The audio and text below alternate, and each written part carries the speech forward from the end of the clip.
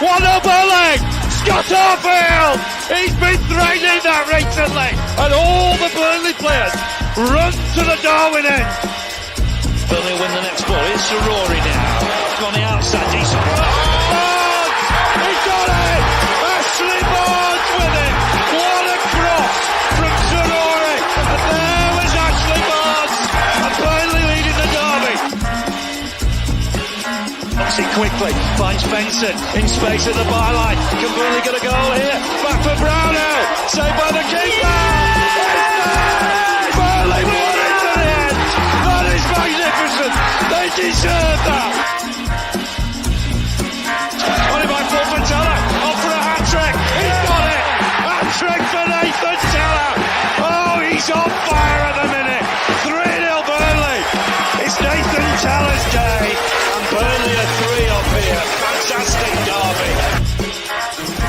Here's Benson, and he go on the outside, comes inside, comes up his shot. Oh, the goal.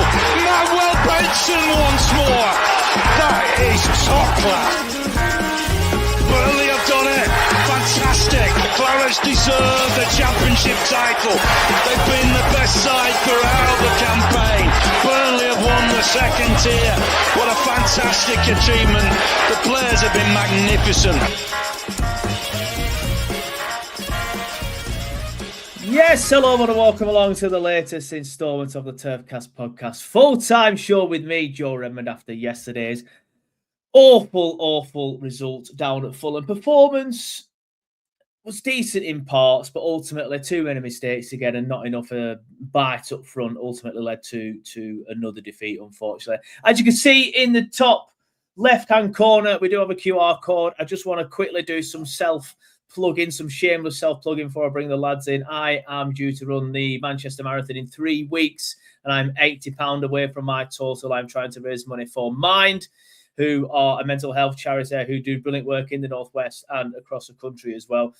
So if anybody wants to donate, feel free to scan that QR code. It'll take you to my Just Giving page, and then you can donate. If you can't donate, just share it. That will help massively as well. Some other people might be able to donate. And even if you can only donate £1, £2, £3, that's more than enough. It really is, especially when gas prices are going up again, petrol prices, all that sort of stuff, thanks to certain things going on in the world. But yeah, anyway, enough of all that begging.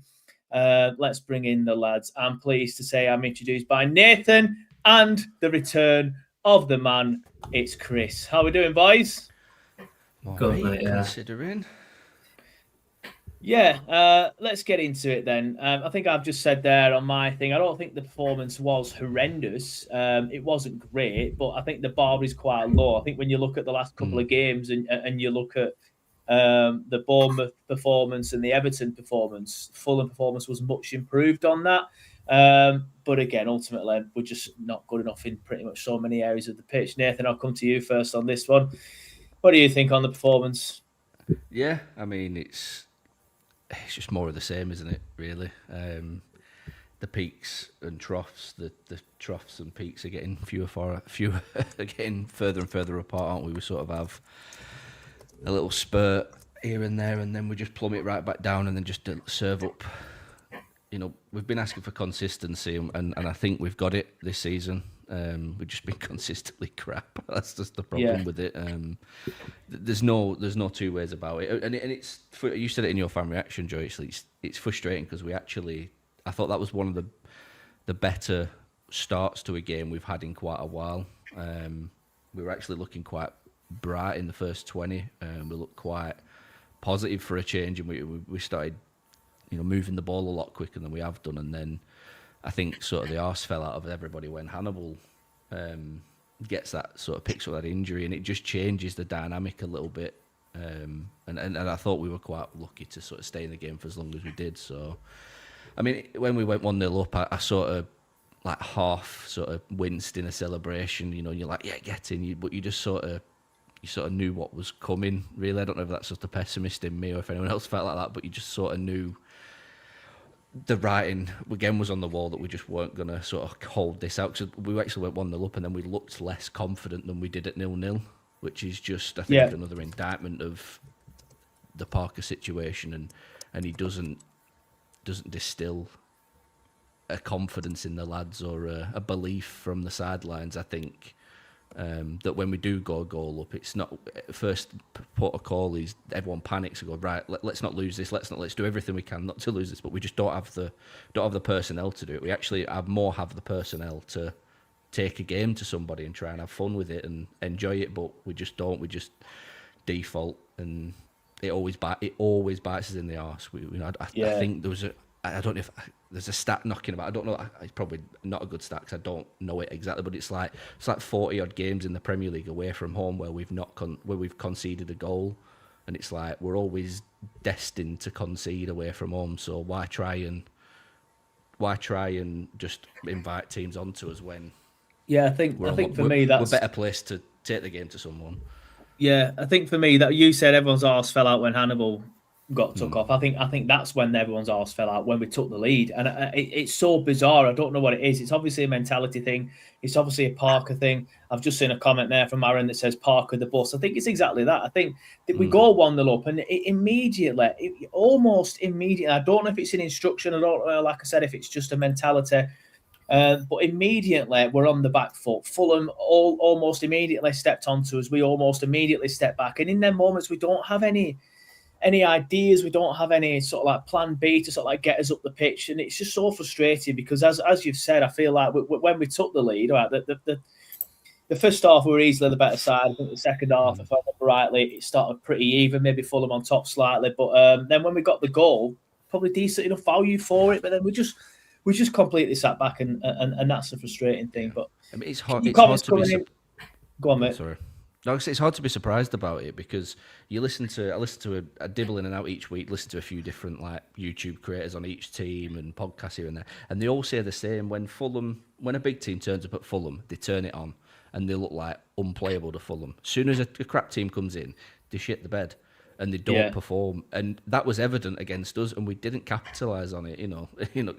One or two chances, but I knew what was going to happen with Fulham.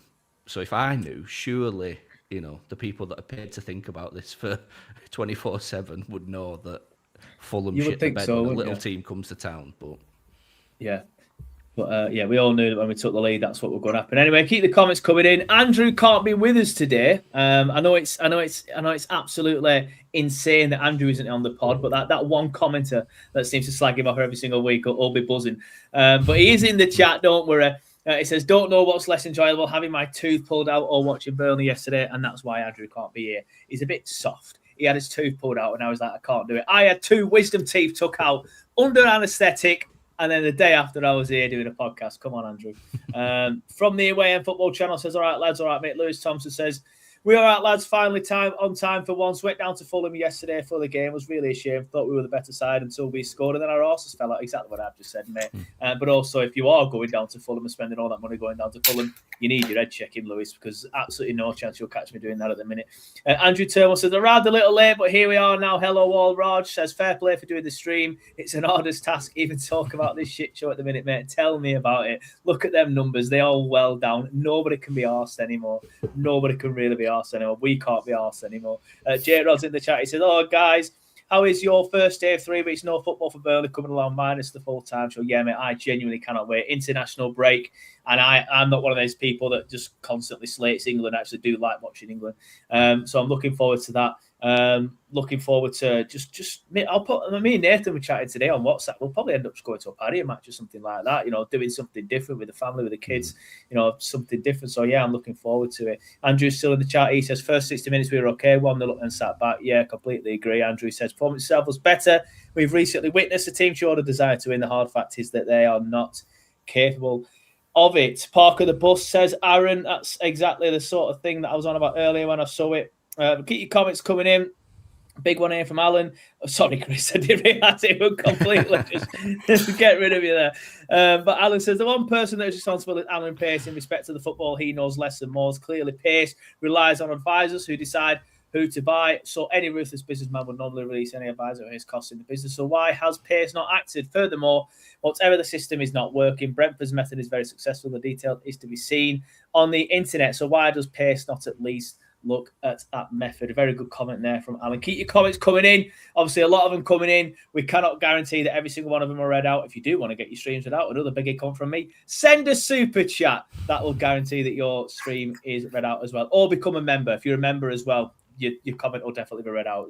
There are details below if you're watching on YouTube. Anyway, Chris, we'll come to you. This is your big moment, mate. It's been a while. I know you've been busy. It's not just like Sam, who just can't be asked. You have been busy. That's the joke, by the way. Sam is busy as well. But you have been mad busy with going all over the Northwest, going to stadiums, working and stuff. So it's good to have you back. But anyway, mate, your thoughts on yesterday's performance and result, please. Yeah, I mean, listen, there's not really much else to say than what you two haven't said and what's not been said in the comments. I think for an hour of the game, we were all right. Looked competitive, and then I think I think yesterday probably just sums up the season. We've been competitive in parts, but then when it's really mattered, we've just fell short. You go 1-0 up. I was just looking then while Nathan was talking. We've played 31 games this season. We've only scored first in 6. We scored first in 6 games out of 31, and even then we've only won 3 out of 6, which is just horrific. We've actually got a worse record when scoring first than Wolves, so that's just kind of like sums up where we're at. But yeah, listen, for an hour, it doesn't even really matter, does it? Like, we're going down. There's not really that much to discuss. But in terms of yesterday, I thought, yeah, for an hour competitive, but then the last half hour we just kind of revert to type. 3 goals that were horrendously soft. Probably the only team in the league who will concede 3 goals the way we did. I'm sure we'll get into each one, probably further on, but it's just there's not really much to add that's not already been said. It was just good in parts and then revert to type, lose the game. You go 1-0 up and you know you're not going to win. When we went 1-0 up, I just sat there and thought, well, firstly, I wasn't really bothered. I just don't really care anymore. And secondly, I thought, well, we're not going to win anyway, so what's the point? You just know what's coming all the time. It's just a self-implosion button that's going to get hit at some point. It's just a matter of when.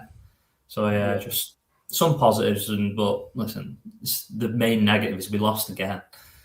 So it's difficult. Yeah.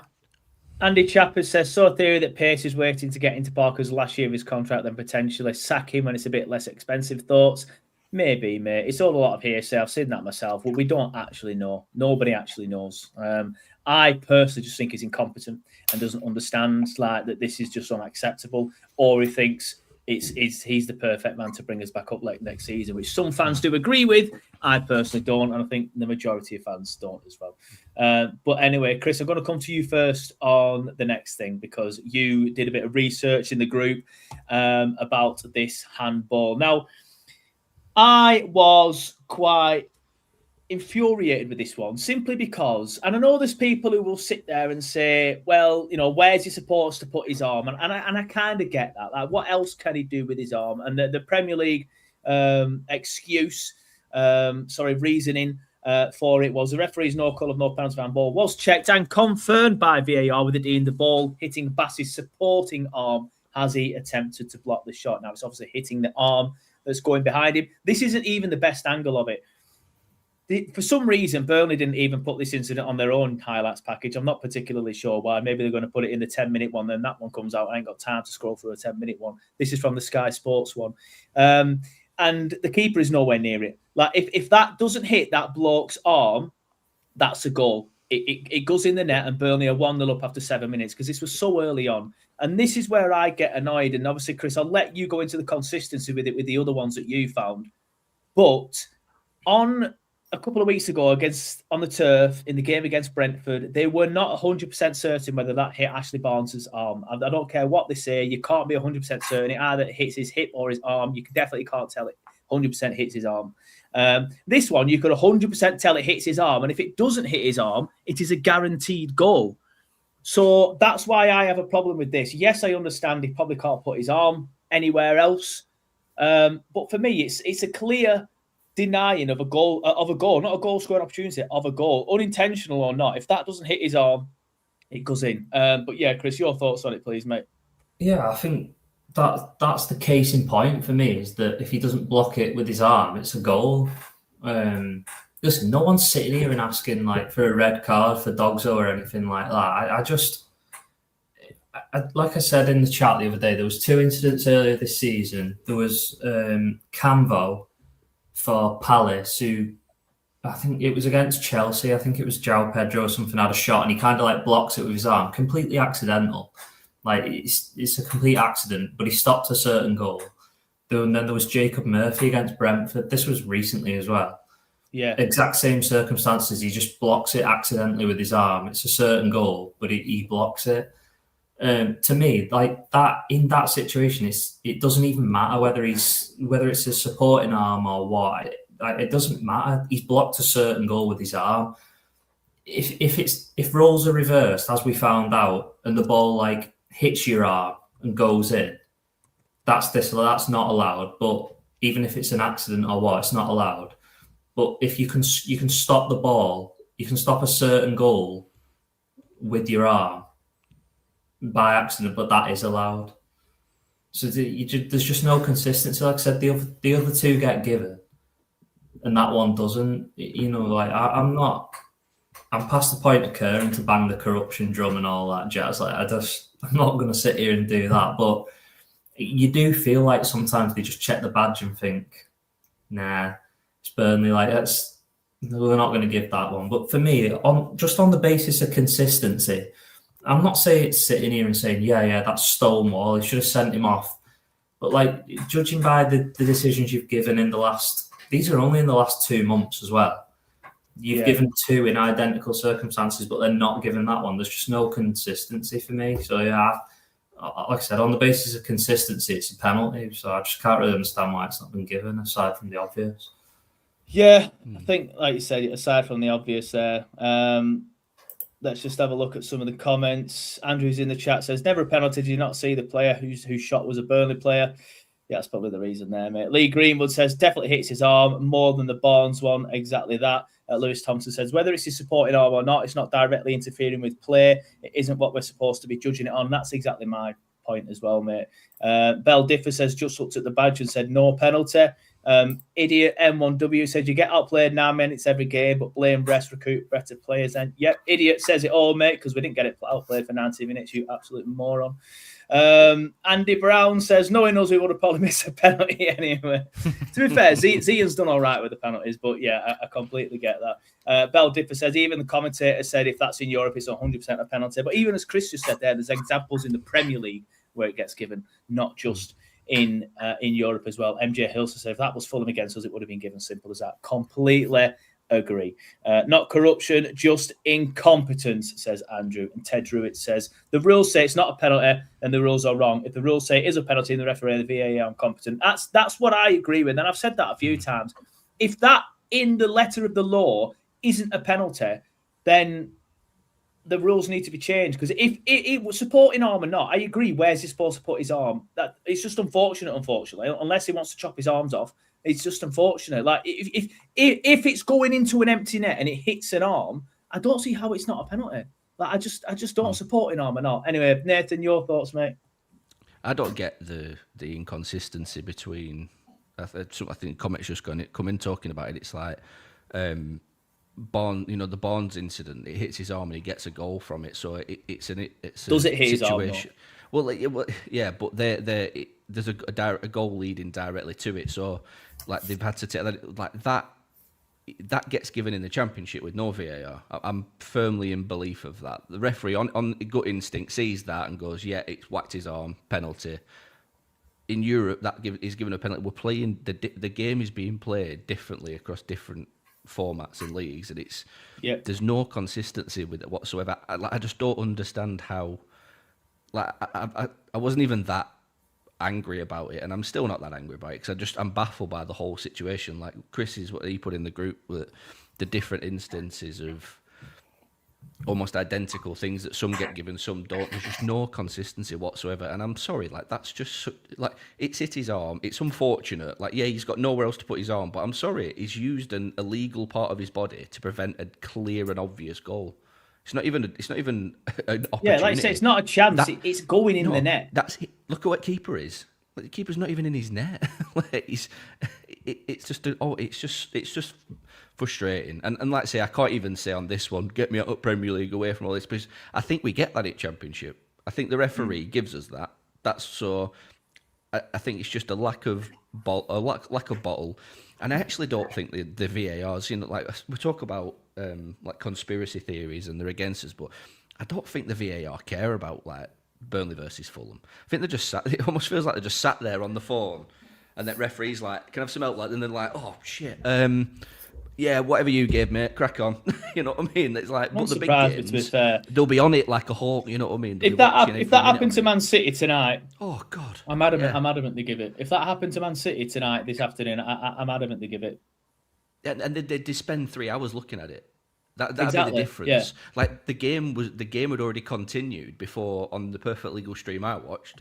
They then said halfway through, "Oh yeah, they've looked at that. It's nothing. Carry on."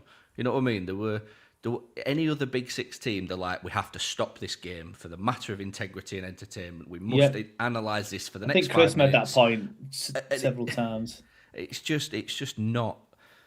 It's not fun to watch. And like I say, I don't believe there is a conspiracy against us, but sometimes you do come away and you go, Jesus Christ, there might be in a minute. Yeah, but I think I've said before, I don't think there's necessarily a conspiracy against Burnley. Yeah. I just feel like it's the best way of putting it is this way that you've just mentioned it. Like they will make sure they check it meticulously for Liverpool, United, Arsenal, but when it's Burnley, Fulham, it's like whatever, not interested. I mean, I don't know what any of the pundits said on it because I don't watch anything anymore. But I'd be interested to see what they all said.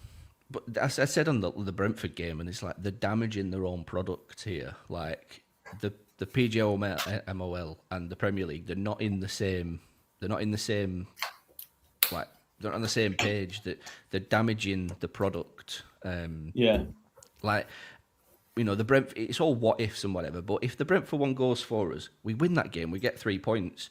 That goes for us again. To be fair, we probably go on and lose the game against Fulham. But an early goal might have just set us on our way and just helped us push on a little. I don't know. We don't know. But that's 6 points potentially there. We'd have sat back in the 8th minute instead of sitting back in the 61st minute. Exactly. That made the difference. But it's like that's 6 points on the board. We're just then 3 points behind West Ham. And then all of a sudden, the Premier League then go, oh, hold on a minute, we've got a relegation fight on our hands now. A bit more than just... So, like, they're damaging their own product by not adhering to their laws that they're inconsistently applying. So, I'm confused by it. I'm really just baffled by it all. Like I say, that last comment's just come in. I would like to know the conversations. You don't hear the back and forth when it comes to these little decisions for little old Burnley and all these little teams. You never hear the back and forth between the VAR and the referee. But I'd love to know the conversation. Yeah, it's insane. I really would like to know it, but they're never going to release it because people just get more annoyed. But I would like them to say to the referee, we don't think it's a penalty, but I tell you what, go and have a look at it anyway. Yeah, I'm happy if the game gets stopped. If they let the referee go and look and let him re-referee his own decisions. Like if he feels like he sees it and goes, "Oh crap, yeah, I have missed one there. Cheers for heads up." Everyone sat here go, fair enough. He's had 2 looks at it. He's changed his mind on it and he's give it one way or the other. Whether it goes for us against us or not, I'd rather just see that a little bit more rather than just rushing to get the game back going again, or not in some cases as well. Yeah, I feel like they've got themselves tied up in knots with certain different things. But anyway, let's move on because we've got a lot to discuss. Burnley's goal. Chris, I'll come to you first on this one. And this is where I get frustrated because the goal was actually quite a well-worked goal. We passed quickly. It was one-touch football in some areas. We passed, we moved. We got it out wide to Foster very well, who I do feel had a poor performance, but he's not a winger. But I don't think he's anything, to be honest with you. But that's a different debate. But he got a nice assist there. Put across to Fleming, who tapped it into the net. And this is why I get frustrated, because we've got it in the locker. Like, we can show that we can do it in these little moments. And I know I keep saying moments, and Andrew joked earlier that I'm starting to sound like Scott Parker. But in these moments, we looked decent. But then straight after this, we go back into our shell. And then for the majority of the game, we're just constantly sideways and backwards. But when stuff like this, it's actually a decent little bit of play, isn't it? Yeah, it's a good goal. And to be fair to Foster, it's a good cross and it's an even better finish because it just takes a bobble in front of him to keep it down. It's a good finish. Yeah, and like you say, this has been the thing all season. I said it at the start. In moments, we've looked like a Premier League side, but the moments those moments have just been outweighed by the moments where we've looked like a championship side, which is why that's generous. we obviously go on to lose 3-1. Yeah, listen, if some of the football we've played this season going forward hasn't even been that bad, I think most people will probably acknowledge it's in defence this season where we've probably let ourselves down most compared to what we were when we came up. Yeah. You know, the attacking was poor last season, wasn't it? It's not like we've got any worse than that front because we didn't score many goals last season, so no one expected us to come up and score 3-4 a game. But yeah, this individually is a good goal, and to be honest with you, we should have scored certainly one beforehand. The Fleming header should have gone in the first half. That would have been another good goal. It was a great ball in by Hartman and a unlucky. Really, yeah, I think by this point we were probably good value to be 1-0 up, I would say. But then obviously it went downhill after it. But yeah, in isolation, a very good goal. But it'll obviously get lost in the result. That's the downside. Obviously there'll be a few others like that this season, no doubt. But yeah, good goal, just lost in another poor result. Yeah, I agree. Well worked goal, but ultimately this is the moment where we shit ourselves, as I said earlier. We sat back and then, we just invited pressure on. But Nathan, your thoughts on the goal and sort of like the moments that followed? Yeah, I said it on my fan reactions. Like it was a good move. It's one of the nicest moves we've seen all season. Really, I don't think we've scored a goal like that all season. A lot of our goals have been quite, I don't know, some have been a bit scruffy, some a bit, I don't know, just like off chances from edge of the box or whatever. But it come from sort of the halfway line, and it just had it had intent.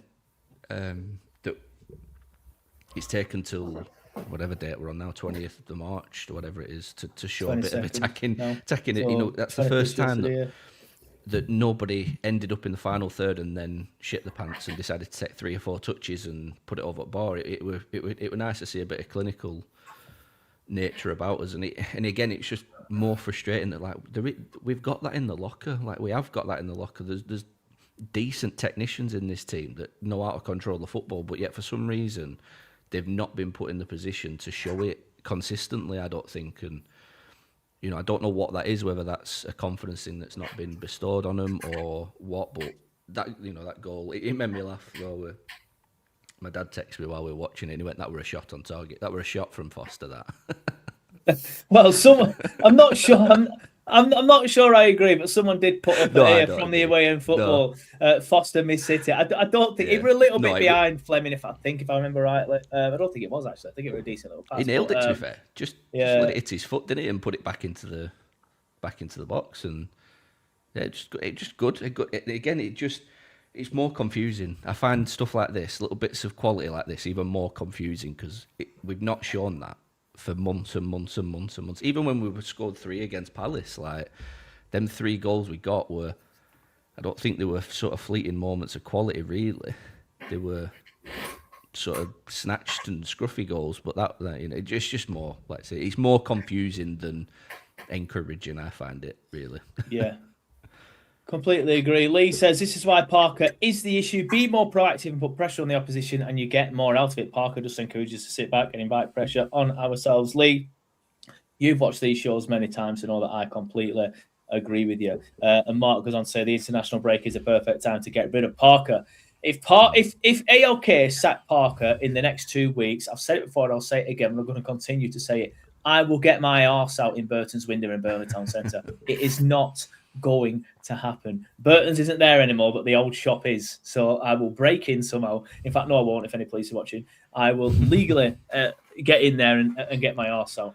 Anyway, so why are we trying to be defensive and so cautious when we can't defend? Is bloody frustrating. Exactly that. And that brings me on nicely, Kurt, to Burnley's first goal that they conceded. So the first Fulham goal. And this is what annoys me about Scott Parker's insistency of sitting back. When we sit back and invite pressure, we are not good enough defensively, and that's been proven time and time again this season. We are not good enough defensively to withstand any pressure. Either somebody will make a mistake like Dubravka does here, somebody will lose the man at the back post like people have done several times this season, or we'll just get cut open too easily because we're not good enough defensively. The centre halves have been all over the place. I thought Steve weren't great again yesterday.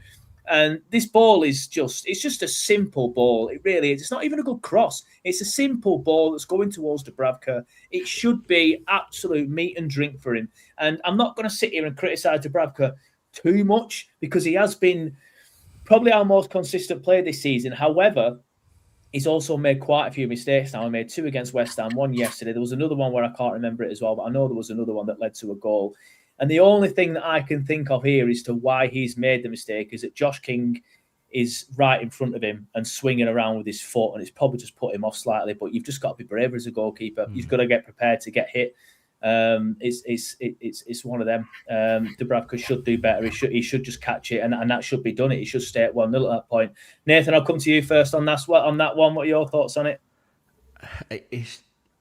It's hard to sort of blame him. Really, he's just a cock up in it. He'll sit back in dressing room yesterday and he'll know what he's done. You know, I can't. He's got enough credit in bank this season, really, for me to know. And I you know me, Joe. I love having a go at someone. I love it. But every time I open Twitter, I can't. I got to criticise him too much. He's had a clanger. That's what he's done. He's just misjudged it. King's put him off, and he's just not. Look how he's stood. He's not even set right. You know, I don't even know what his legs are doing there. So he's just not ready to receive the ball at all. It just sums up our season, doesn't it? Really. But I think then, like you said, after the goal, our arse went, and we let Fulham. They consistently turned us for like 5 or 6 minutes there. They constantly got us. I was turning. Like, look, all our players there. They're all facing our goal. They've got us turned every time after that. So it was only a matter of time before something happened. It might not have been Dubravka. It were going to be somebody else, weren't it? That were going to have a stinker. That's what I mean. Like it's Dubravka this time, but this is what I mean. I don't understand why he insists on sitting back, because somebody makes a mistake or loses the man, or we just crack under the pressure every single week. It just happens to be Dubravka this time. Well, I've thought of this while I were driving today. He plays the style of football that suited a Sean Dyche team, that suited like experienced, diligent, well concentrated lads that are willing to do a job. Like, he plays that type of football with lads that have next to no experience in the Premier League, barring a couple, and obviously he likes to use that young team thing. But there's inconsistency across the team. I know he had picked the same team for the first time in a while on Saturday, but he's playing a style of football that requires you to be absolute 10 out of 10 concentration all the time, and we just don't have that. Like Estev's proven that he can't do it for 90 minutes. He's proving that now in the Premier League. Yeah. He's got Bashir Humphries again, who's inexperienced, that he can't do it for 90 minutes, and we really rely on having some experience in that team, and the ones that are experienced aren't being leaders, so it's just going to fail each game. These lads as well are all like young lads in the defence who've been schooled and come through academy systems who don't play this way. Yeah. Like you can stick Bashir Humphries from Chelsea. Like, I watch quite a lot of academy football, and there's absolutely no academy team I've ever seen in 6-7 years of doing my job that have ever sat in like that and just soaked up pressure. They don't do it.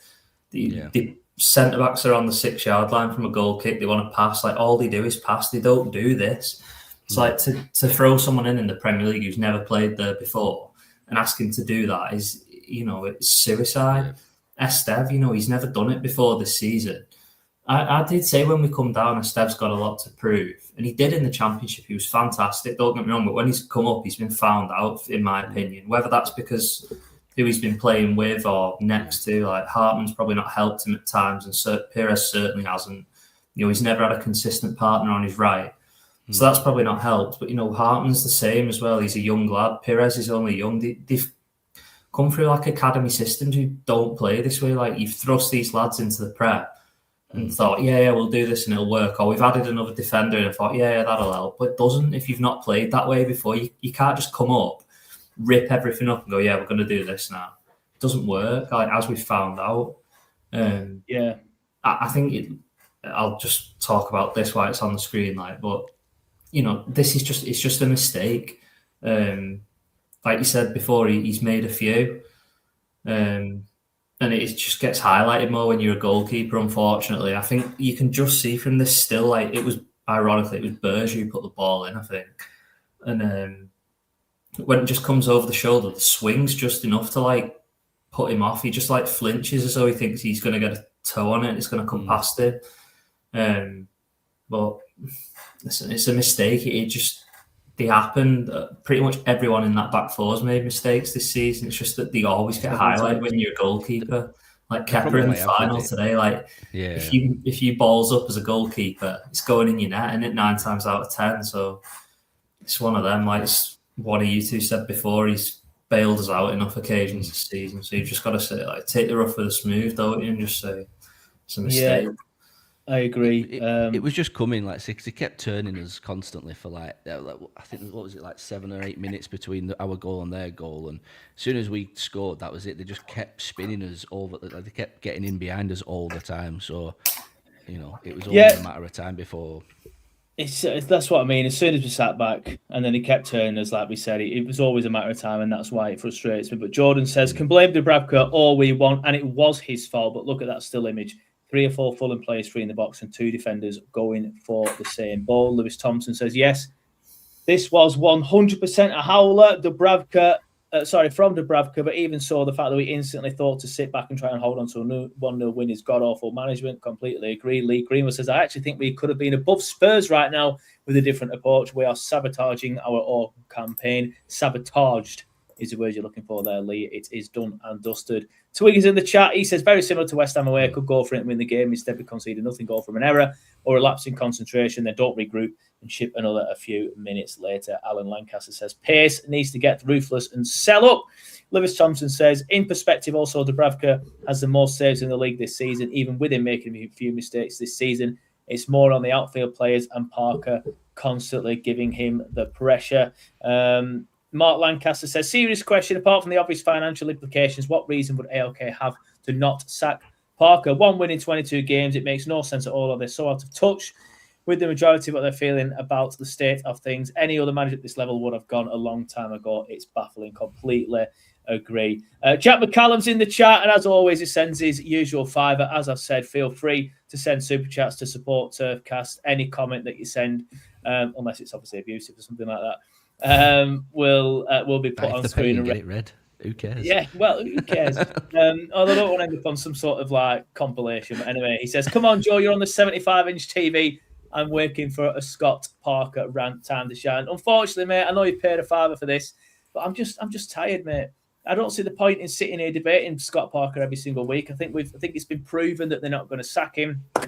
I've been told by people who have signed NDAs that they're not allowed to say things that they've been told that he's going to be here next season. So it's just one of them things, mate. I don't see the point in sitting here and discussing it. Nobody wants Parker as a fan anymore, apart from, I think, John, who watches and listens to the podcast. He'll probably send me a message tomorrow when he hears this if he's not watching live. But I think the majority of the people do want Scott Parker gone. But does anybody actually think AOK are going to get rid of him? Because I certainly don't. I don't think you do either, Jack. Nathan and Chris are shaking their heads. We're gonna have to put up with him.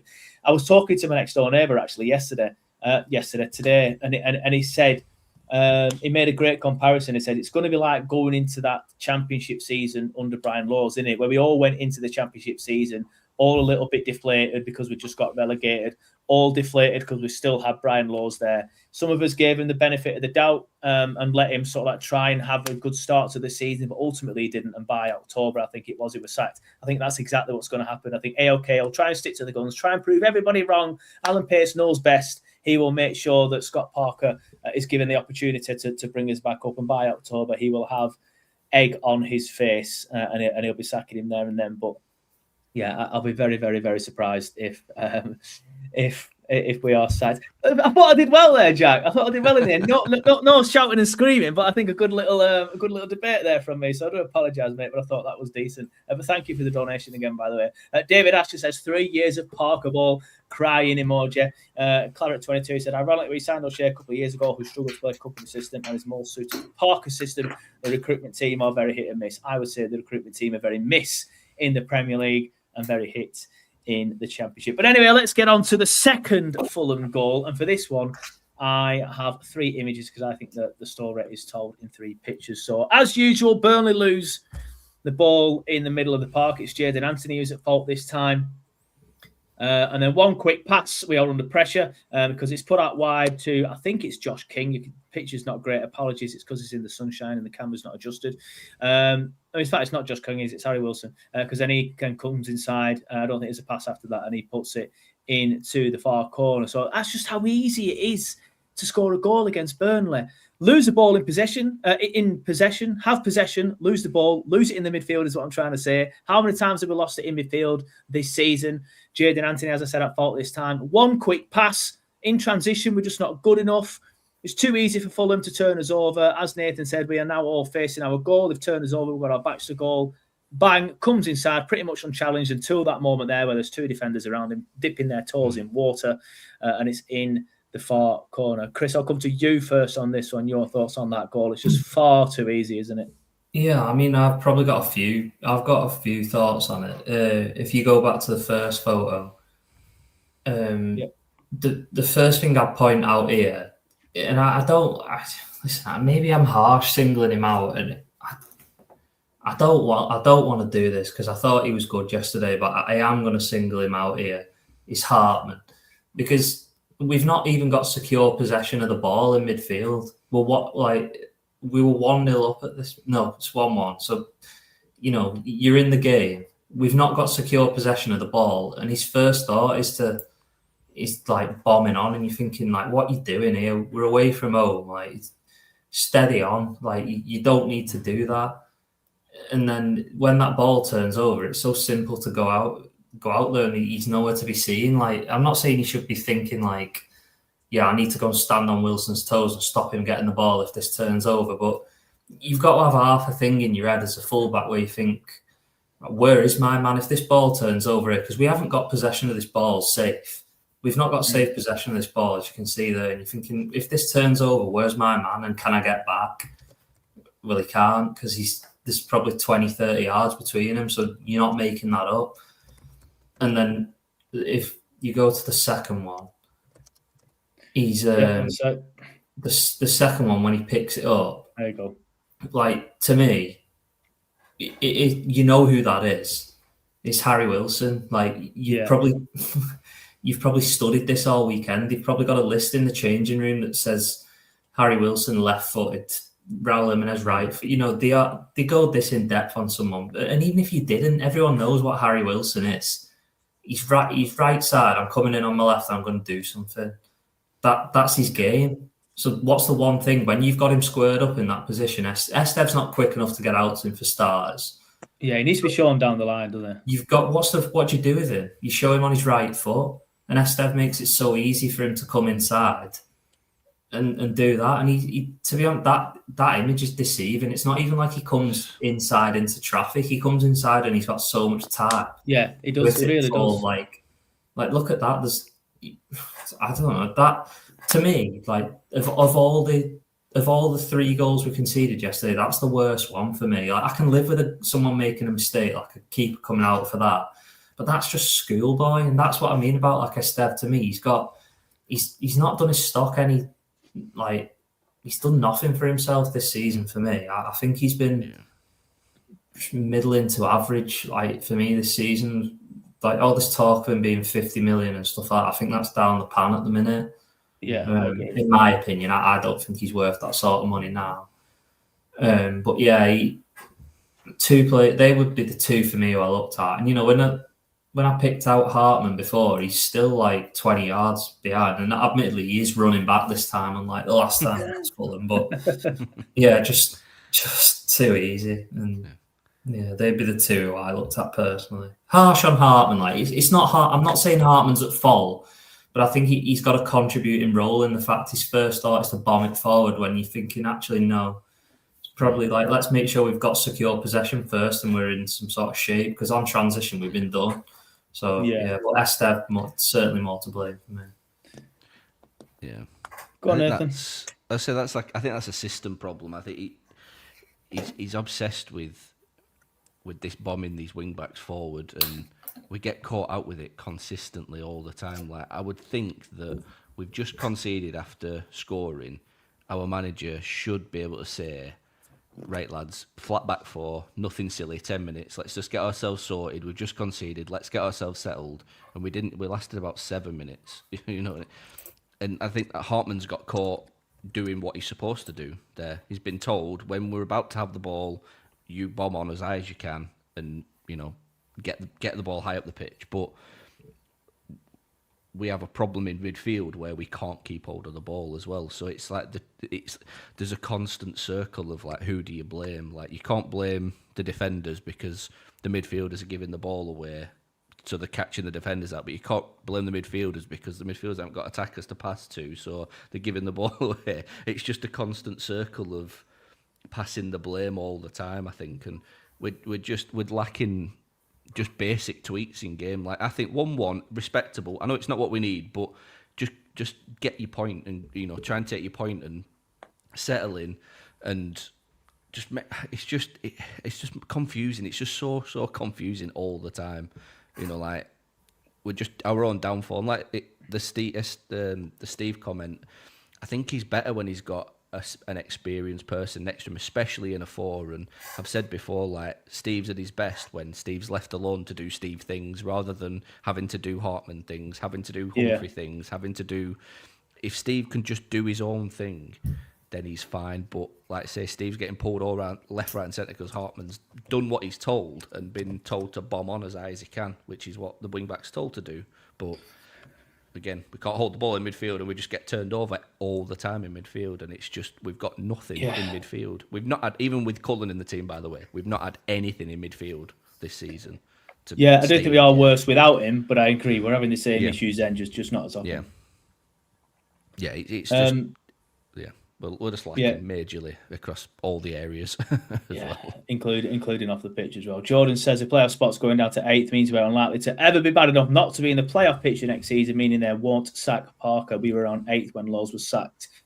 Lee Greenwood says we do that time after time, obviously talking about the way we conceded the goal now. Getting in a position where one bad pass opens us up to the opposition. It's not even that the other team were excellent. No, I agree. It's every single time it's too easy. That's why I highlighted that one with the 3 images, because we lose the ball there.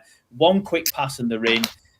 Come inside and it's a goal. It's just far too easy. It's happening time and time again. I don't understand how Parker and the players aren't learning. Jack McCallum says, too easy to play against this season, not strong enough in the midfield for the Prem. This side will struggle to be around the playoffs next season. Kurt Lehman says, Anthony's first mistake of the game. Wilson given too much space. The Sefe shows him inside on his stronger foot, and Wilson does the inevitable, and Hartman left his man totally free, which is pretty much what we said, to be fair there, mate.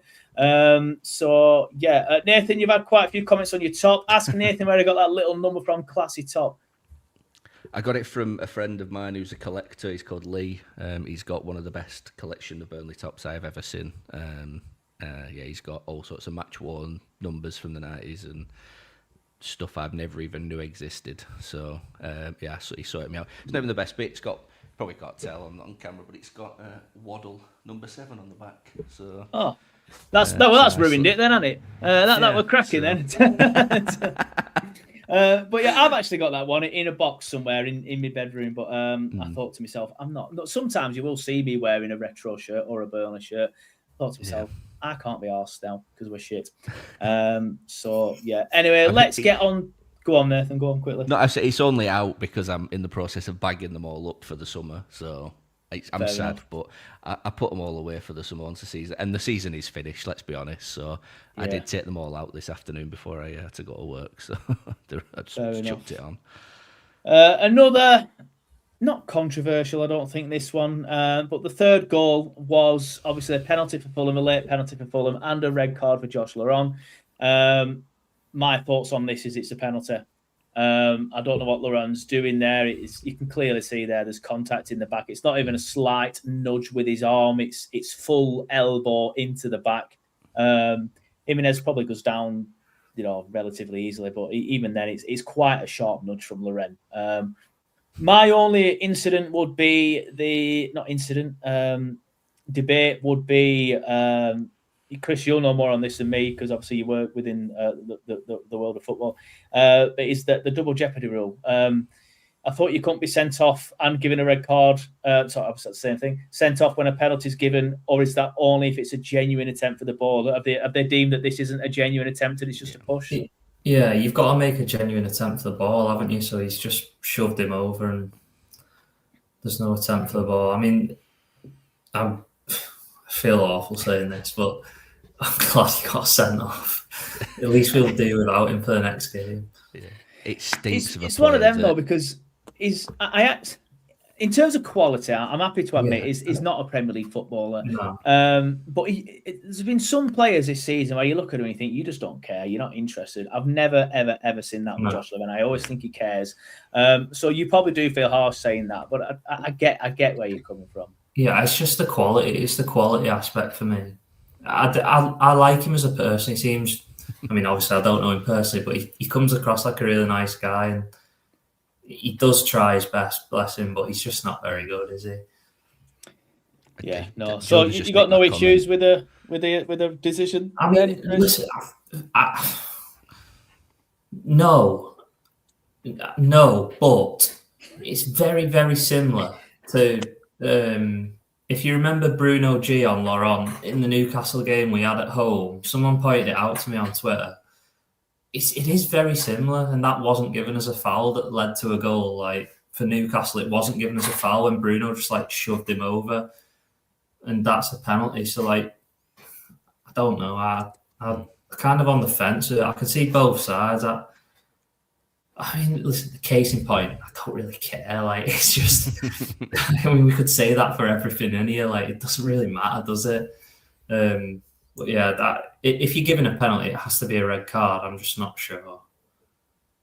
And if you compare two different incidents that had the same kind of outcome, you give two different decisions. So I don't know. Your thoughts, Nathan? Yeah, I mean, no complaints from me. I don't know why he didn't. Like I say, we've seen loads of times this season where I know we've just berated him for 10 minutes, but Dubravka one-on-one, he's genuinely been like pretty decent one-on-one this season. He's made some really, really good saves. Like we're 2-1 down, like just let your keeper make the decision and try and get the save. And I think he probably does get the save because there's just Jimenez knows there's Laurent's behind him, so he's almost got to rush his shot anyway. So it's just needless to shove an elbow in his back like that. You know, like it just like you put the comment up, but it stinks of a man that's just booked 4 weeks on holiday and he's realised he's got a game in 3 weeks. So yeah, it's just silly, just really silly. And like I say, is it a bad thing that it's taken out of Parker's hands now to not pick him? Probably not a bad thing. No. Might be nice to force his hand, but like I say, he's one of the nice guys, isn't he, Josh? He looks like he does care, and you know, just silly. Again, another screenshot of just catalogue it in images that sum up our season. You know, it's just there's 4 or 5 from every game these days, though, isn't there? File it with the rest of them. Where the only team that's relegated Burnley this season is Burnley. Like that's it's like there was something in the chat the other day, weren't in the WhatsApp group about what teams going to relegate us and stuff. And while I don't want to get relegated at Ellen Road for obvious reasons, I would rather get relegated at home against Man City, for example, or something like that. Nobody can turn around to us and say, "Hey, we relegated you." It's like, no, you didn't. No. Scott Parker relegated us. Alan Pace relegated us. Not you, but No. yeah. Anyway, let's talk about, and I'm glad Jordan mentioned this because I weren't going to discuss it because, to be honest with you, I completely forgot. Can we talk about Jimenez's Zimmer frame run-up? Again, I'm going to come to Chris first on this one because he works in this world. What is the rule on this? I thought it was something more to do with you can't stop on the run-up, but apparently because he stops and takes a step backwards, according to Craig Dawson on the whatever broadcast yesterday, it's fine. But I think Craig Dawson's just talking shit. But you'll know more, Chris. No, I think that is right. You can't stop. You can't just stop in your run up. But in his defence, he doesn't stop. He like comes forward and then moves back. Comes forward, moves back. But there's got to be some sort of like common sense that comes in here, and you say, "Well, hold on, you're running forward and then you're moving back." Like it's just proper like football wokeness. I think that run up. I don't think I've ever seen anything quite like that before. I've seen people like they kind of like fade and make sure they keep moving, don't stop. But I've never seen anyone run backwards before. I think it's just like a loophole. I don't actually know. It's like a I'm loophole. not actually sure. Like isn't it? it was like one fluid movement to me. I don't recall ever seeing him like stop. It was fluid. It was just strange. I wouldn't like to jump either way on that one. I don't know. Listen, they're never going to chalk it off, though, are they? This is the thing. They're not going to. They're just not going to. Once it goes in, they're not going to say, "Oh no, you can't." Especially like it didn't change the result or anything like that. So there was no way it was going to get reviewed. You know, it was 3-1 to a 2-1. If it was 2-1, like from a 1-1, you'd probably say perhaps more chance of getting it looked at, but not at 3-1. I don't know. It's a strange one. I wouldn't like to jump either way on that. It just feels like a weird, like he's discovered like a weird loophole in the law, hasn't he? Yeah, I think so. And next season it'll be in the rule of you have to always be going forward. You know, you can't. That's because this was brought in to stop people doing these stutter run ups, weren't it, and stuff. So then next year it'll just be in the rule changes where a penalty must be one continuous forward motion towards the ball. It can't be back. So he's just probably found a loophole in the wording, and you know, like there's people in these clubs. Most Premier League clubs that study these rules. It's like F1, isn't it? Like there's whole banks of people that just learn the rules to find loopholes in the rules to get the most gains. Someone will have told him, yeah, you can do that because you've not stopped moving. Don't have to be. As long as you don't stop and come to a standstill like Neymar used to do, where he'd just completely stand still and then hit the ball. But that's where we're at, I guess. We're sort of... That's where we're at as a season, and we're looking at a fucking players run up to a penalty to try and find some solace and some respite. But what I will say is, though, there's obviously you mentioned there there's sort of like a loophole in the law, and Chris said it, common sense has got to come into it at times, and I think it's exactly right. Common sense. I don't care how the fucking law's worded. Common sense has got to come into it. If you are running and stopping and doing this, how's that any different to stopping entirely? Like I don't get it. The actual wording of the law, according to a very, very, very quick search on Google, so apologies if this is 100% correct, is feinting in the run-up to take a penalty kick to confuse opponents is permitted as part of football. However, feinting to kick the ball once a player has completed his run-up is considered an infringement of Law 14 and an act of unsporting behaviour for which the player must be cautioned. So by that wording of the law, that's probably where he hasn't committed an offence. But again, common sense has got to come into it. And like, how's running backwards any different between feinting to kick the ball once a player's completed his run-up? Like, for me, it's you're just splitting hairs here now. But again, like you say, Nathan, I agree. It just shows where we are as a season if I'm literally Googling that 31 game weeks into it. But yeah, I agree with what Twigger says here. It would certainly be discussed if Haaland did that today versus Arsenal. Yeah, but it's just been swept under the carpet as usual. I think that's pretty much it for the match.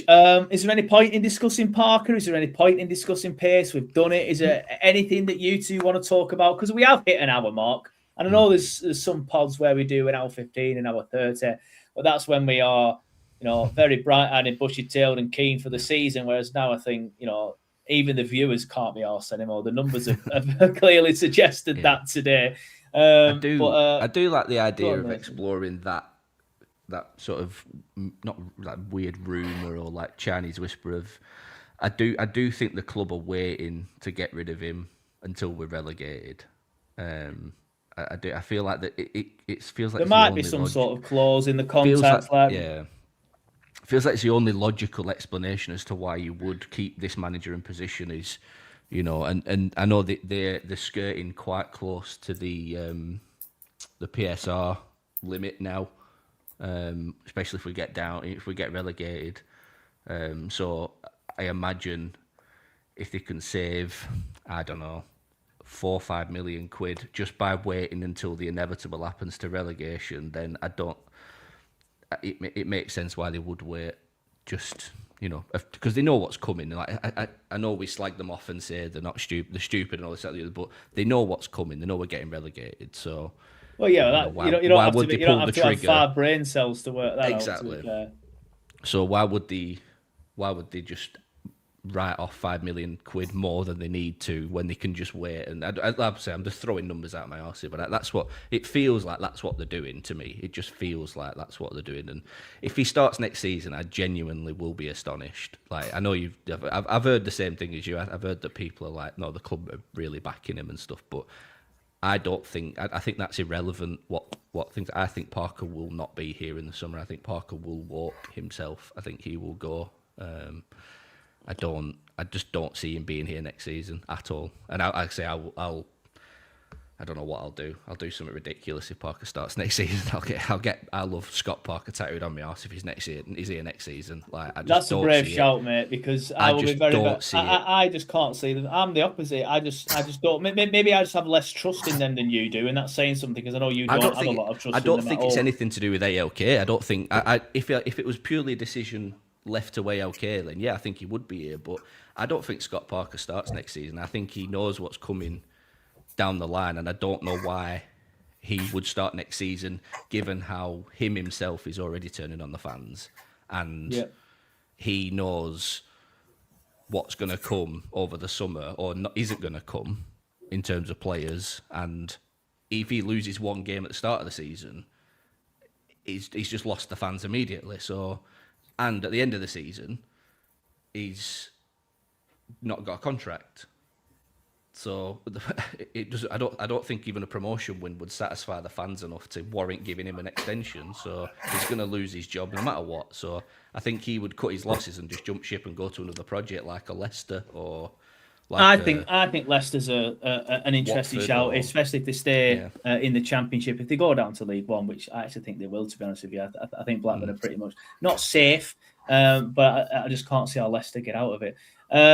Some people have asked us to do the man of the match, and I weren't going to do it because we lost, but I will do the man of the match in a minute. So get your ideas ready, boys, and everyone in the comments. Just quickly bring this comment up from Twigger. Chris, I'll come to you first on this one. Any preferred choices for his replacement if he doesn't start next season? I said before Carrick went to Manchester United that I wanted Michael Carrick. He's gone there, in my opinion, and proven me right. He's done a good job. However, do I think we'll get Carrick now? No chance. I don't think he stays at United. He might do, but I think his stock has risen to the point now where we won't get him. So for me, I don't see why we don't go back in for Craig Bellamy. Try and recreate what he did under Vincent Kompany, alongside Vincent Kompany. So that's probably what I'd do. Your thoughts, Chris? Yeah, I agree. I think if Wales don't qualify for the World Cup, which could be another reason why ALK are waiting. Maybe just thinking out loud. Yeah, I mean, I did say in our chat. This was before the guy run the story on it. To be fair, that he's someone who I've heard that they want to come back, but obviously the problem is how the Parker appointment came about. So by all accounts, Bellamy thought he got the job. I think is the story that Bellamy was the guy who was gonna have it, and then Parker's obviously come in and got the job. So I just don't know if too many bridges have been burned for him to come back. But I think the style of play is something that is obviously attractive to us because we don't want another season of breaking defensive records, do we? It got us up, but it was boring. So I don't know, Bellamy or someone of that ilk, like you said. You just taken Carrick 6 weeks ago, but you're now not going to get Michael Carrick. So I don't know. I'd have to sit down and look who's available. But Bellamy's the obvious choice, isn't he? If Wales don't get to the World Cup. Yeah, I agree. Just want to quickly, before I come to you, Nathan, give a shout out to Andy Brown, who's donated £5 to my marathon fund. Thank you, Andy. Must be watching the stream. As you can see, according to the ticker at the bottom, but I'll just quickly remind you all, if you scan that QR code in the top left-hand corner of your screen, you can donate to my marathon fund. I'm running the Manchester Marathon in 3 weeks today, which is the day that Burnley now play Nottingham Forest. So I will miss that game, thank God. 3 weeks today. So if you want to donate to that, I'm doing it for charity. Please do it for Mind Charity, who is obviously a mental health charity. But anyway, Nathan, go on now. Who do you think? Who do you want? Should I say? I know. I say it's the old adage in it of well, you constantly want Parker out, but who would you get in? And it's like, if I'm being brutally honest, like I don't know. I know that Parker is shit, and it's not good to watch, but I don't know what we're looking for as a football club, because I don't know what. Do they know? Because they went from No. Company to Parker, two This is what I completely mean, different styles of play.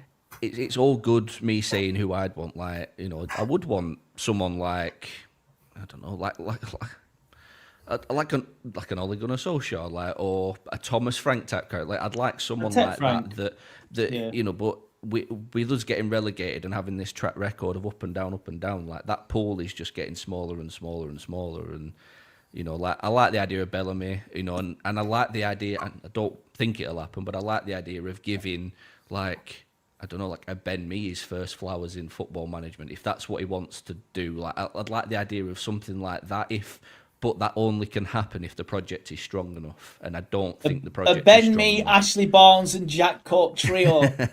Yeah, like, but all this is caveated heavily with the project.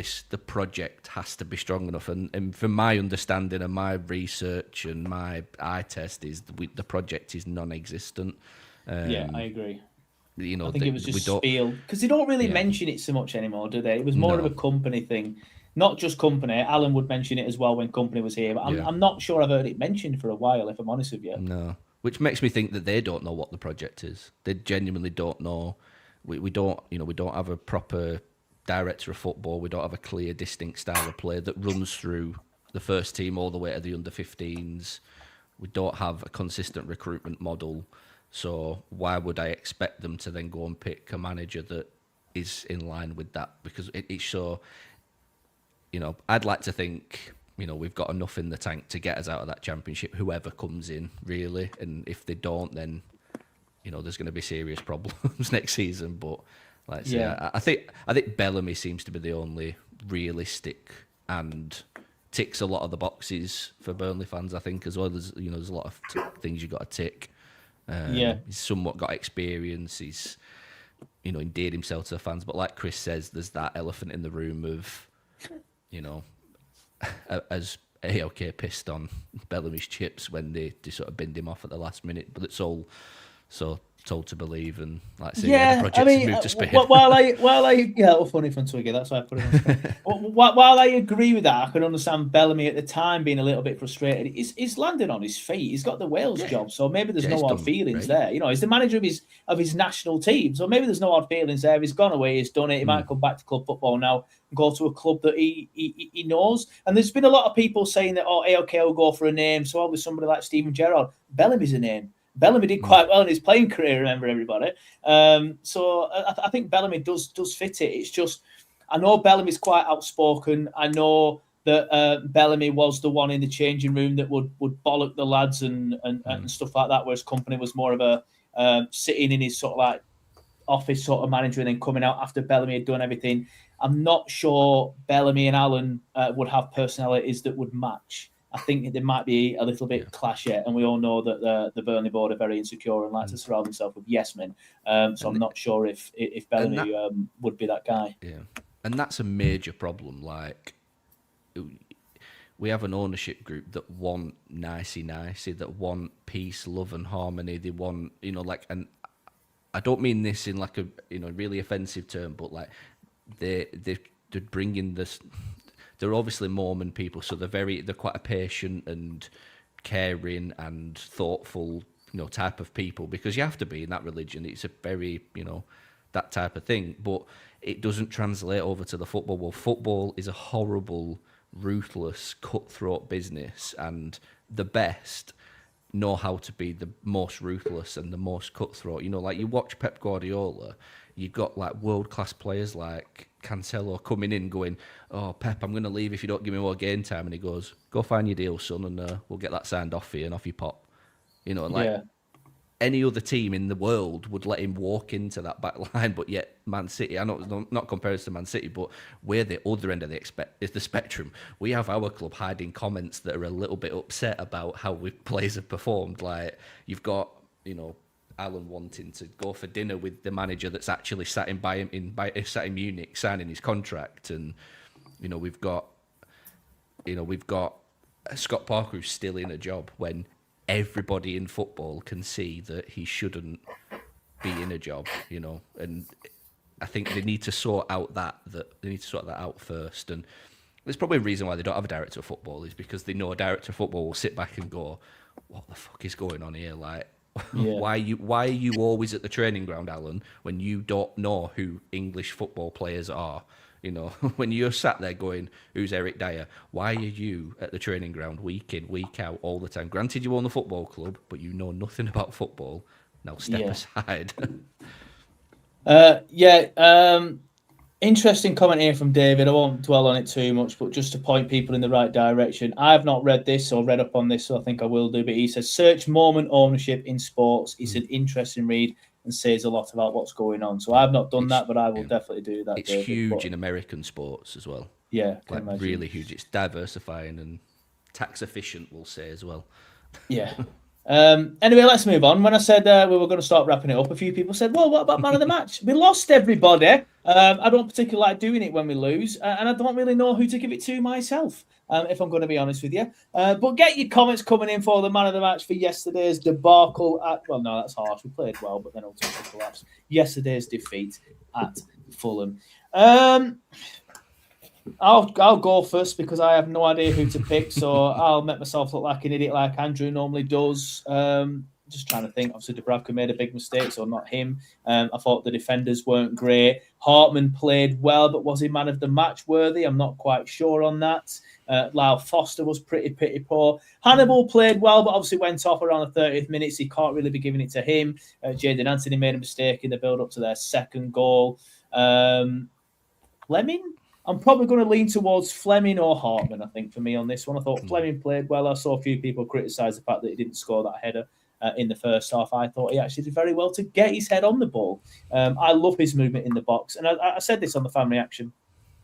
It's pretty pathetic to have a favourite player as a fat 38 middle-aged man. But if I was to have a favourite player, it would be Zian Fleming. He just epitomises everything that I want this Burnley team to be, but everything that this Burnley team isn't. He works hard. He battles. Like, there's so many moments where people are all over him and like dragging him around, and he could just throw himself to the floor and complain, but he doesn't. He battles and gets on with it. He tries to win the challenges. And if we have him in the Championship next season, I think we'll be halfway to being okay. If we had him and Hannibal, we'd be more than okay, but we're definitely not going to keep Hannibal. But I think we might keep Zian, but we'll see. That the better he does and the more goals he scores, and how he seems to play very well every single week, the more likely we are to lose him, unfortunately. But yeah, I'll probably go over Zian. Chris, I'll come to you first on this one. Your man of the match, please, mate. Yeah, I was probably along the same lines of you, either Hartman or Fleming. But I think on the premise that he was contributing factor to the second goal, probably just edge for Fleming for pretty much the same reasons you say. Yeah. Hartman did all right. I just think probably Fleming edges it on the basis of Hartman's involvement in the second. Fair enough. Nathaniel, I'll come to you next. Your man of the match, please. Yeah, I think I'm going to give it to Hartman. I know we had a bit of a pop at him earlier, but it just showed his quality going forward. He was trying to. He's just got a really good final ball on him that we just haven't utilised at all this season. Really, I know, and he's still again our top assist maker, having missed half of the season. So. Yeah, I'm going to give it Hartman. I thought he's done well to step back in, considering he's been absent for so long for whatever reason. But like I say, Fleming, he's doing what he needs to do, which is put the ball in the back of the net when he can. He should be doing it a bit more in some of the chances he does get, but So I'll give it Hartman just for a little bit of difference, and hopefully if Parker's listening, might pick him a bit more because he's one of our better players. If Parker's the only Parker listening to this is my son. It's not Scott. If Parker's listening, get that James Corden clip up. Yeah, there's no chance he's sitting here listening to this. Lee Greenwood says, "I think the fact that that's something else." I do agree with you, Lee, but that's not what we're talking about now. Joey Schilling says, "Can I be the man of the match for wasting my day going to London and back?" I've said it before and I'll say it again. If you're stupid enough So go on an away game all the way down in London when we've been playing the way that we've been playing, then you do not deserve a refund or anything like that, because I saw you mention that earlier, Joey. And same with all the other lads. A couple of my mates went, I was like, I'm the biggest, well, I am one of the big, I'm so passionate about Burnley, but even I'm now like, you want to go Fulham? Absolutely not. I'd rather just sit here and listen to it and have a day off. MJ Hilster, Fleming for the goal. Lewis Thompson says, Zian just for the goal. Thought, other than the mistake for the second, also Hartman was good. I still don't understand how Parker thought Perez was worth starting over him. Kurt Lehman says, I'll kick off. Jaden Anthony had a good game. Lee Richard says, Hannibal was better in the 15 minutes than the rest put together. Lee Greenwood says, me for not wasting a couple of hours watching it. Completely agree on that one, mate. Andy Brown says, why was Ben Mee watching Burnley at home while Sheffield United were playing at QPR? The other week, I think that Andy might be a little bit behind on the stream, and he's there talking about the thing that Nathan ran about, where maybe he's getting his first flowers in management. Martin Patterson says, Zian. Makes you think. Another Lee. We've got a lot of Lees in the chat. Lee Dane says, Fleming just for scoring. Muzz, whose real name is Lee, says, I don't remember anything that happened in the match, so I can't give a man of the match. His real name's not Lee, I'm joking. Jack McCallum says, has to be the kids. They weren't home, so I could sleep, and I missed the match. Fans from the away end says, fans fulfilling the away end. Jordan Rushford says, look, Josh Loren for doing his best to ensure he can't do 5 at the back. Oh, he'll find a way. He will find a way to do a 5 at the back. It just won't be with Josh Loren. It'll be with somebody else. Andy Brown says, Fleming. Kurt Lehman says, thought Anthony finally took on his fullback yesterday. Lewis Thompson says, by the way, has Trezor gone back on holiday for the next few? No idea, mate. I've told you, but I don't understand why these certain fans and certain accounts get giddy about Trezor all the time. He's just not going to play for us in a consistent capacity ever. And then we'll sell him, and I'm telling you now, he'll play consistently for this random Belgian club that he'll end up at, and he'll end up doing well. Joey Jones says, thanks, Joe, mate. Love you, pal. No worries, Joey. I think we should wrap it up there, though, boys. 1 hour 20. We're pushing 1 hour 30, mate. On a game that dreadful. I mean, it weren't as bad as Bournemouth, admittedly, but on a game as dreadful as that, I think we all deserve a pat on the back. And it's just such a shame that when Burnley are dreadful and there's so much apathy surrounding the club that people just don't tune in. So I feel like we've done a good job, and it's good to have Chris back as well. So, yeah, thank you, lads. Unless there's anything else anyone wants to quickly jump in on? No. Are we renewing? No. Yes or no? Window tomorrow? Renewed, is it tomorrow? Have I renewed or not? Is it automatic? I will be renewing. Yeah. I'm just one of them. We'd get, honestly, we could have 4 consecutive relegations under Parker, and he shoots a fan in the centre circle every single week, and I'd still renew. I don't think we're that far away from him shooting a fan, to be honest with you. I think that's where we're at the minute. Lee Greenwood says, can't wait for the next game. Fans of the US says, pains out. And Kurt Lehman says, thanks as always, and yes to no matches for a while. That's the beauty of it. Jordan Rushford quickly says, I'll renew, but make sure I don't bring my glasses next season. Yeah, that's the beauty of it now. No Burnley game for 3 weeks. However, that also means the channel might be a little bit dormant. So we might have to think of some things to talk about, some things to do. I might just do some more sort of like in-depth videos, but I've never really done them, to be honest with you. So we'll see. I'm working tomorrow, so you won't get anything off me tomorrow, but we'll see. I'll talk to the lads and have a discussion on what we can do. But we won't wrap it up there. But as usual, if you missed the start of the stream and joined late, just like Muzz Chucky did here, he says, whoops, missed the late start. How do I catch up, Jordan? Don't you worry. As soon as I press end stream, the stream will stay on Facebook and YouTube for you to watch back at your leisure. And don't worry, as soon as I press end stream, pretty much within the next half an hour, 45 minutes, I will be uploading it to a podcast as well. So it will be there on your podcast platforms, ready for the commute in the morning if you want to put yourself through this game again. But thanks, everybody, for watching. Thanks, everyone, for listening. We will see you next time.